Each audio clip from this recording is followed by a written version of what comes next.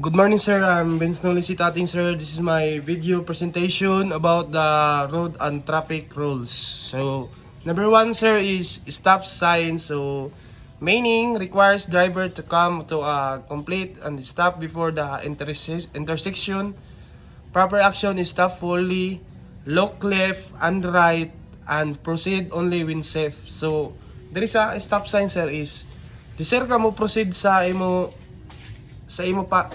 lane sir is tanaw ka na left and right sir kung wala na yaon sakyan ang kuan pwede na ka mo go sir.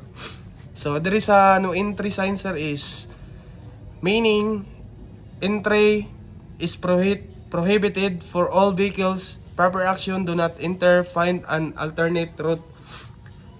So there is sir is pag mula ang tanan no entry sign is sir is bawal kayo diyan siya sudlan or bawal yon agihan sir.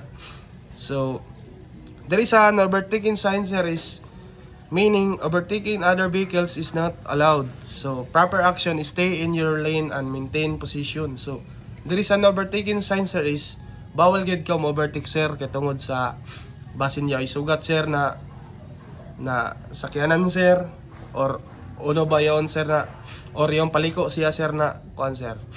So, sa number 4 sir is speed limit sign sir is meaning indicates the maximum legal speed allowed. So proper action, do not exceed the post speed limit. So diyon sir gibali sir yon inigini gibali nga di yaw nakabutang sir na speed limit sir. Ang speed limit is 60 ra, 60 above ra sir.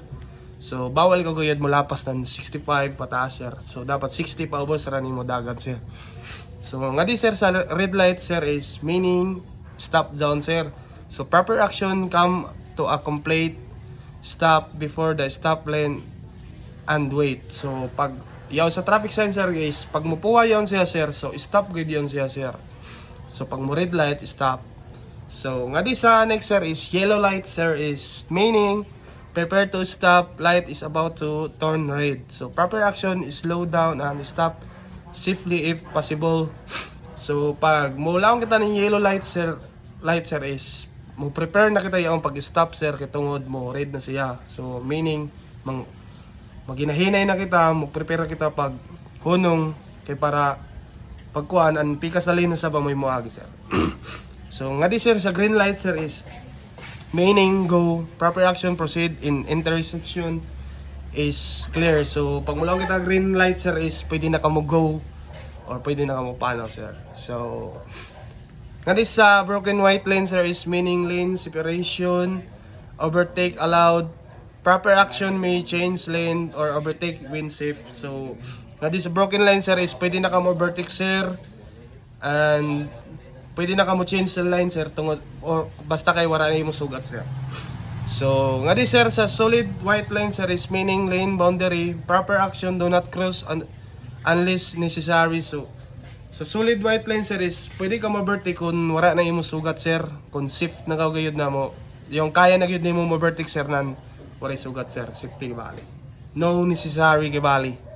So, dili sa double solid yellow line sir is meaning no overtaking in both direction, proper action is stay in your lane and all times.